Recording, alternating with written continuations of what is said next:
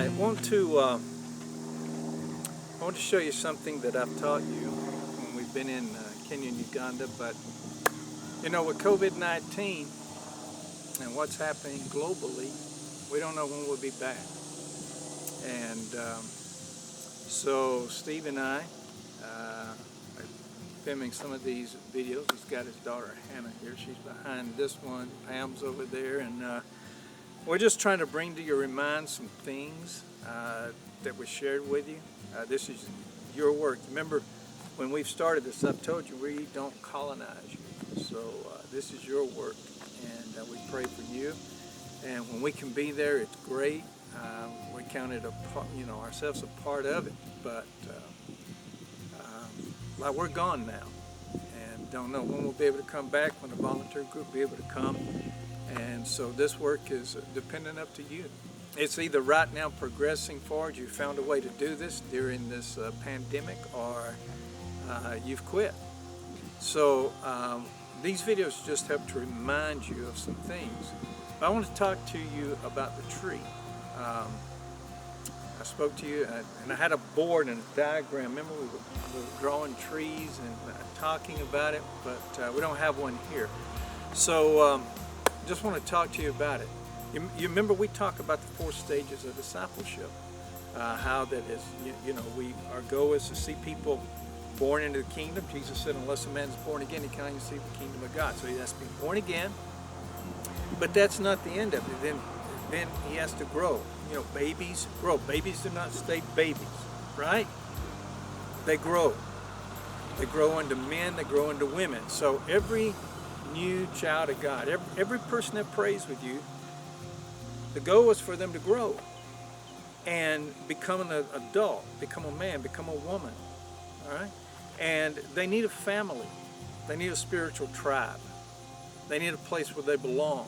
We call that the church. We call it the church in the Bible. You come from, every one of you's got tribes, and it's where you belong.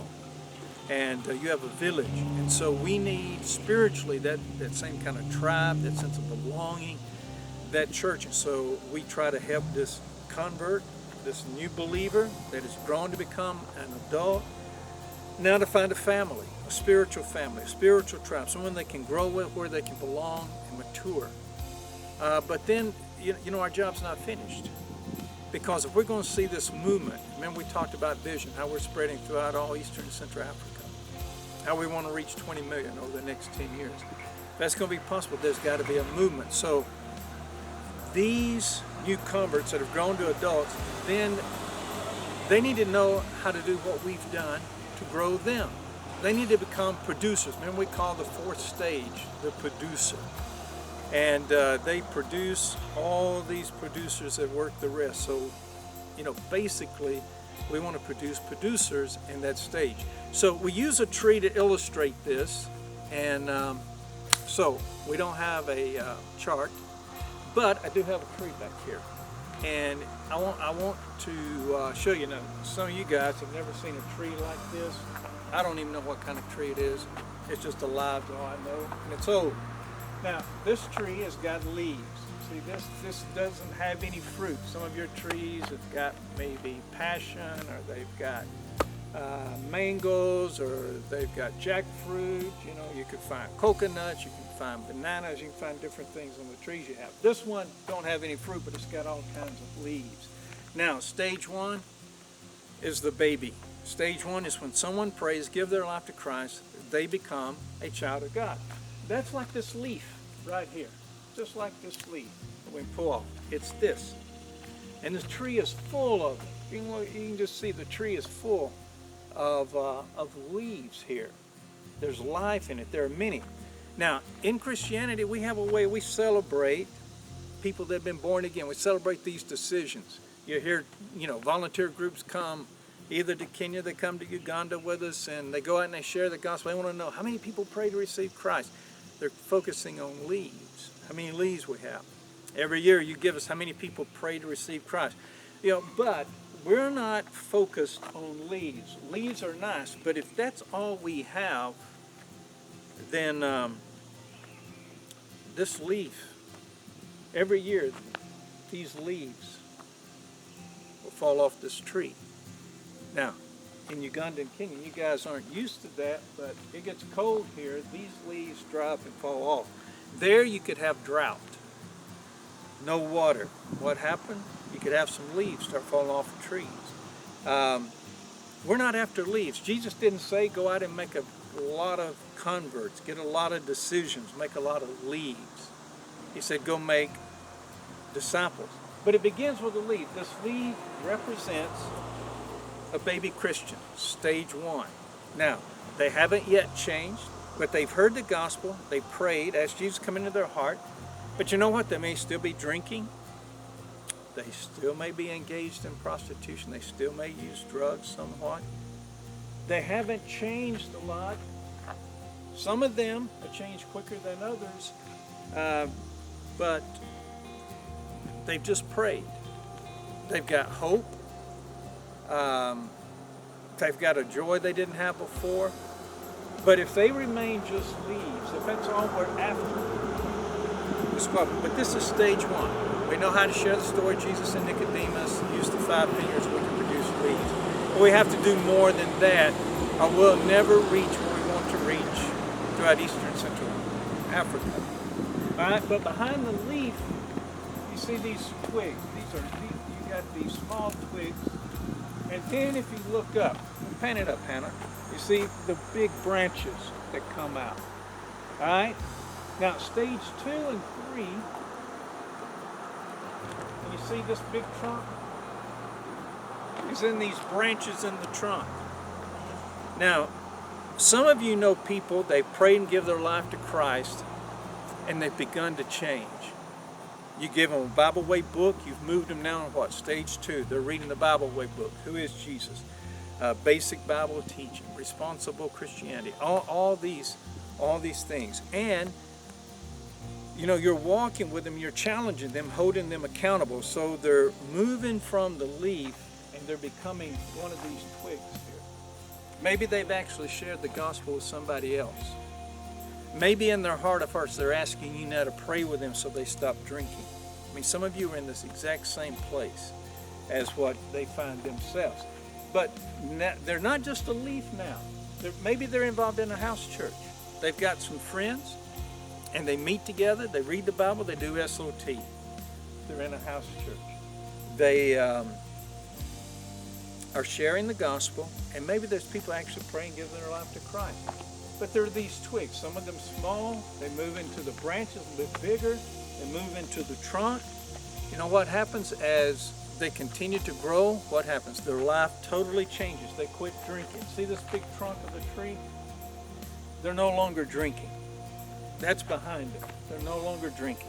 They're no longer involved in prostitution. They've left the drug scene behind them. They're no longer stealing. All right? They're not running through the community causing chaos. They're changed. You know what? Now they're baptized. Okay? And you know that's a big deal. That's big. Because where you are, that's where you can be persecuted. That's where you can be kicked out of your religious past, whether it be Catholicism or Protestant, whatever it is, whatever church that you're going to, they could kick you out. What's happening? You're growing. You've decided that you want to be a follower of Christ, and Jesus said that we're going to the world and baptize all people. And they want to follow in baptism and obedience to Christ. That's a part of this growing process of stage 2 and 3. They're becoming adults in Christ. And they are involved in a house church, and they're sharing the gospel, and they're getting other people in.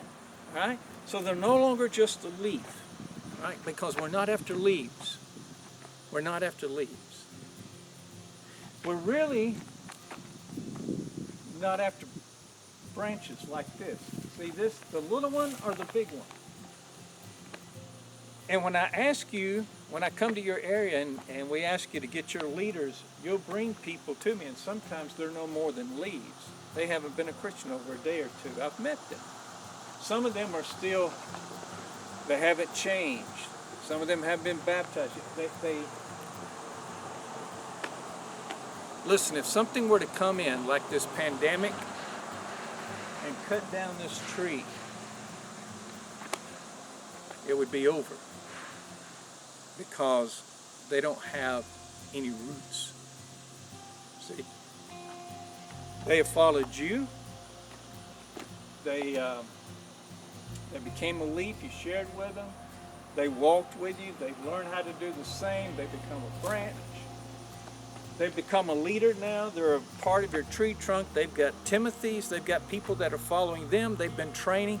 But you know, if something were to happen and you wasn't around, they'd get discouraged and quit.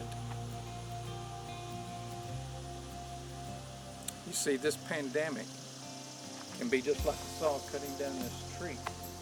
And if there's not roots, look down, this tree has got big roots running all through the ground. And they go into the ground and they get the moisture and they bring it up. So even if you cut down this tree has hope that it could sprout again. And there'd be little trees coming off of it, growing up. We've got to have roots. Now, the difference between a root and the rest of all of this, I think, is vision. It's something inside. You see, I can come to you, or Steve can come to you, or Joffrey, or Benon, or Vincent, or, Justice, Xavier, any of these guys. And they have a vision inside them. And they begin to share with you. They talk about what's inside their heart. They know it, and they talk to you about it. But it may not be in your heart. So the big difference is up here, you know how to share the gospel. You know skills. You know how to share the gospel. John 3, the story of Jesus and Nicodemus. You know that you can do it. You know how to do the SOT Bible study. You know that skill. You know how to pull people together and start a house church. You know that skill. Listen, you've turned aside from all those bad habits. You've developed new habits. You've learned those skills. But on the inside of you, something's missing. See, the difference is having a sense of vision. That this is now your job. And so whether you're getting paid or you're getting money to do this, or if you like to talk to the volunteers and work with them, and you got hope that someday somebody will put some money into your pocket, that may be what your motivation is. And so when the tree's cut down, you just quit. But if this is to grow throughout Eastern Central Africa, we've got to have roots. We got to have people that own this vision. And by that I mean this. You can see it with your eyes.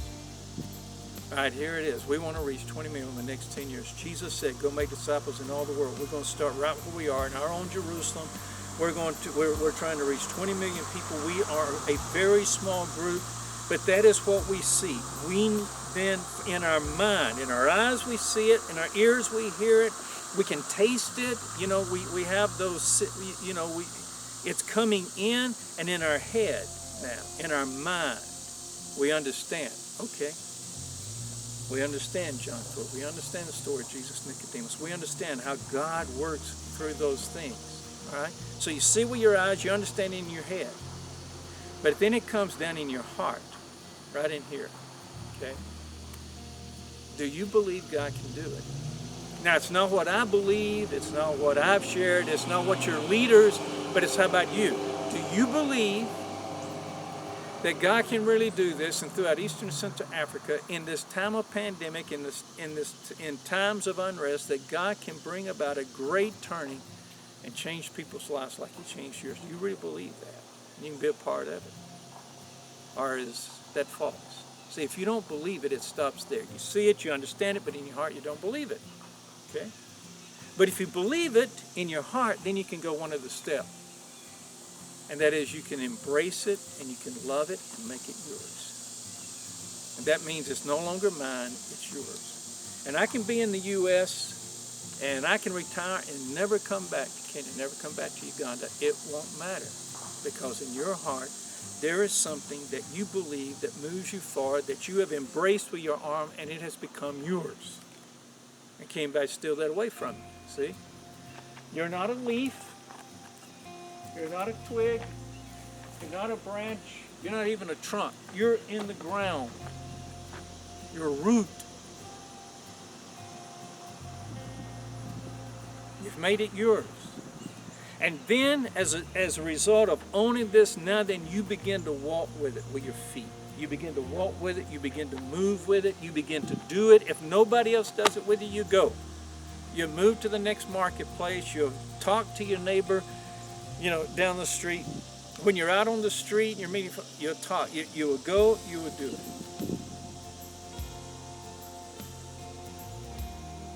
Your mouth, you will share it. You can't hold it back. And then in your heart of hearts, you'll know it'll be something that's so much bigger than you that you'll begin to fall on your knees and pray and ask God to help. So you see it with your eyes, you understand it in your mind, you believe it in your heart, you embrace it with your arms, and then, and only then, you really begin to walk with it, run with it, begin to share it, begin to pray and ask God to do a miraculous thing. The only difference between roots and the rest of the tree is roots understand that vision, they own it, it's theirs, and they don't quit. So I guess the question is now, are you a leaf, okay, like this? And I can easily just pull you off, okay? I mean, devil can just pull you off. Trouble can pull you off. Or are you a branch, your limb, your trunk? You've got Timothy's.